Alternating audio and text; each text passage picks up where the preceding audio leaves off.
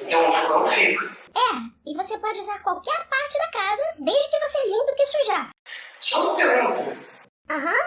Como você anda se você não tem pés? Eu sei lá.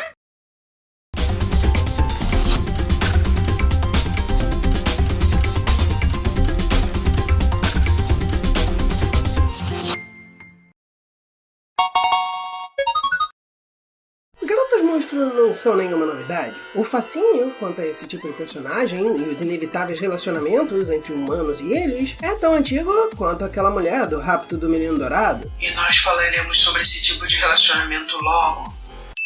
Esse interesse, obviamente, não segue sempre a mesma veia. Enquanto um subgrupo mais antigo costuma simplesmente ter relações interespécies e atração pelo estranho, ao longo do tempo se tornou mais comum a apresentação de espécies notavelmente mais humanas. Ao menos em animes convencionais. Enquanto nós temos visto um meio termo entre os dois, começando a aparecer mais, com personagens começando a fugir do humanoide, o interesse sexual pelo outro ou pelo desconhecido continua minoritário. De novo, ao menos em animes convencionais. De fato, tentando pensar em um anime que tivesse essa premissa... E eu livremente admito que eu não vejo tanto anime hoje em dia. O anime que me vem à cabeça é Nazo no Kanojo Exo. Namorada misteriosa X. Uma garota que literalmente anda armada com uma tesoura e ameaça seu namorado, mas pela qual ele está completa e perdidamente apaixonado por motivos inexplicáveis. Desenhar Mysterious Girlfriends X. Que superdinho. Fora isso, a ideia de atração pelo monstruoso é bem leve, não sendo diferente de ter um de N poderes, não importa se mal são monstruosos, ou se são mulheres de aparência e costumes modificados, ou a simples exploração de jogar um "Ei, ela é meio animal". Mas outra coisa que pode ser feita é fugir completamente da questão sexual. É marcante, quão pouco se pode ver disso atualmente. Deve ter algo a ver com haréns não serem realmente compostos por esposas. Mas personagens podem ser simplesmente de outra espécie sem ser um interesse romântico. Isso tudo foi para dizer que o cenário dessa história é bem executado. E para começar a conversa que nós retomaremos logo. Hoje falamos sobre Lunchtime. Quer dizer... Lunchtime! Uma revista independente de 2010 que apresenta um mundo em que personagens monstros diversos interagem. Pense Darkstalkers, mas é um mangá de comédia. Então, pense Pocket Fighter, talvez? Play Fighter não seria... Pense Mousse em Ranma Nippon-ichi Hard Battle. Por aí. É um mangá cômico, completo com um título em inglês que só raspa de estar ligado ao assunto das histórias. Embora o autor possa estar usando lunchtime, hora do almoço, pensando em lunch hour, horário de almoço. Isto é, ele pode estar usando hora de comer em vez de hora vaga, por engano. Ou ele pode estar tentando forçar a língua para associar trabalho com comida ao lazer. Algo que não é incomum para mangás. Vivendo em uma cidade em forma de pápula? Sim, isso existiu. Trabalha Takashi, um jovem que pesca na baía da cidade. A garganta do monstro. E não é uma metáfora para a Baía de Guanabara.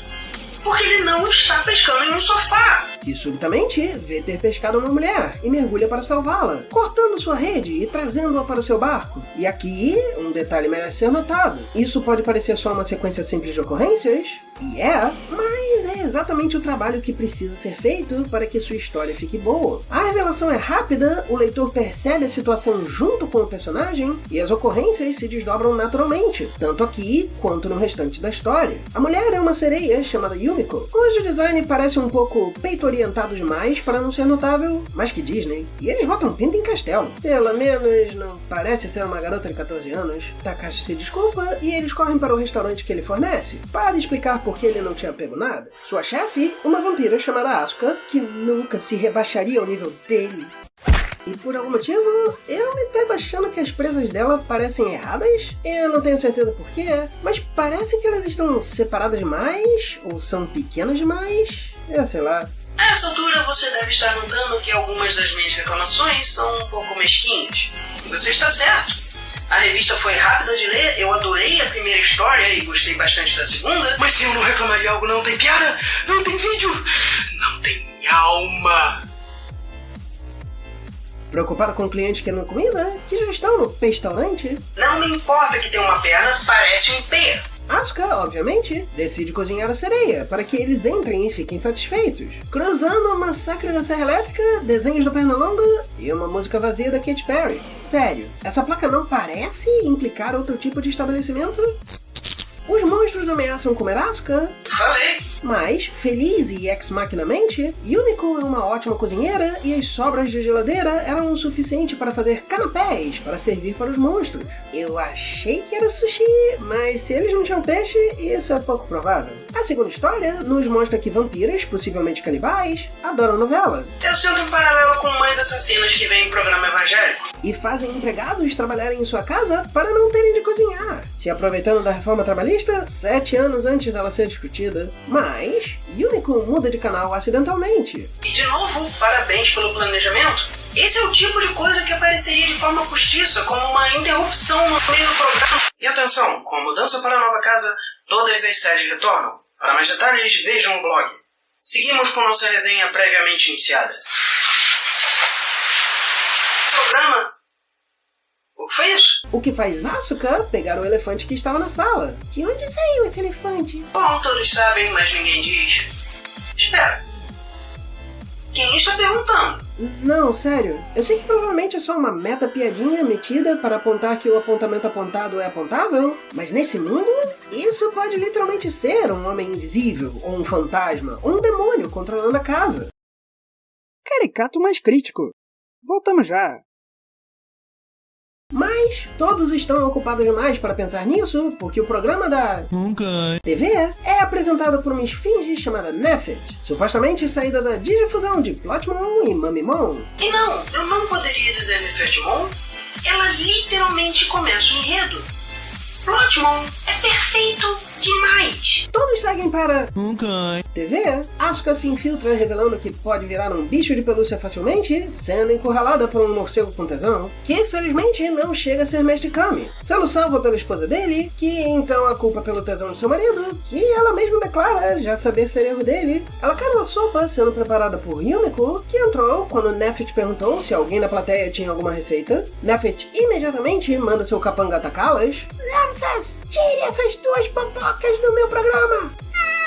Eu também gritaria. Rami, amigo, os shorts não são maravilhosos, mas é melhor que nada. Asuka a desafia a provar a comida de sua cozinheira sereia quando fechar seu restaurante na linha. Nephit é forçada a aceitar porque Dr. Willy diz que a audiência aumentou e se rende à comida de Yumiko, que parece ser uma forma de curry com batata frita e arroz. E é claro que seria bom se ela consegue fundir carê com um mini meron pan.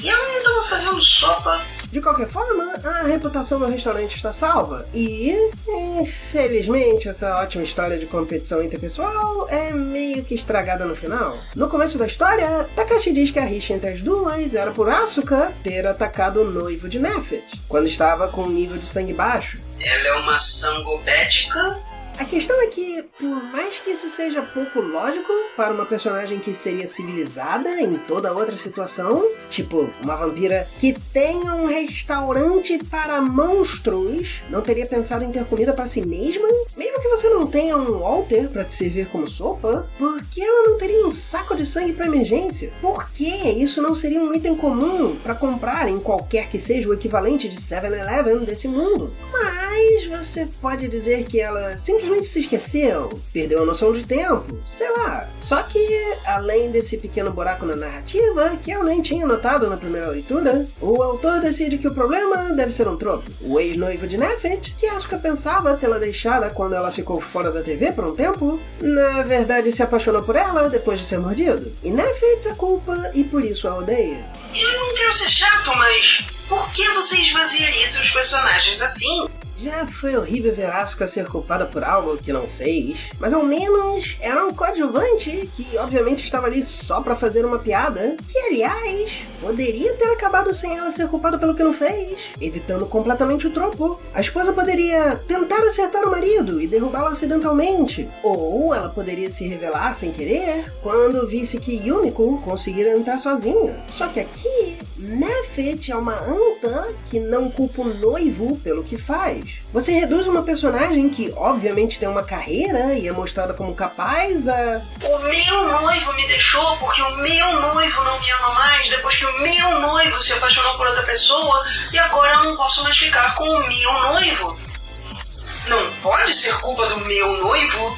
Sim, ela obviamente não estaria seguindo a ética se ia condenar o restaurante do nada, mas ainda parece possível. Aqui, ela é só louca e tem ciúmes, ao ponto de achar o elefante. Eu cheguei a querer dizer que o autor queria mostrar como esse tipo de atitude é ridícula, com o paralelo entre a morcega e a esfinge, mas realmente não parece ser o caso. Ao menos, esse é o único problema real da revista. 2 histórias inteiras, com boa comédia e só um erro, isso é bem raro. Obviamente, Lunchtime é uma comédia episódica, cuja primeira revista é muito bem executada, e que parece aproveitar bem o formato para trazer histórias que fluem naturalmente. E se você tiver a chance de comprar, não é caro.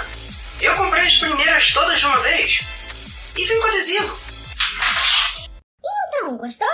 Sim, eu gostei bastante. Com um pouco de tratamento acústico, vai ser um ótimo estúdio. Então tá fechado. Ah, só mais uma coisa. Você não tem nenhuma entidade maligna te perseguindo, tem? Bem... Como você fez isso? Não, tá tudo certo. Eu não encontro uma dessas tem tempo. Ei, eu não quero nenhuma entidade maligna por aqui. Parece que eu tenho coisas a fazer.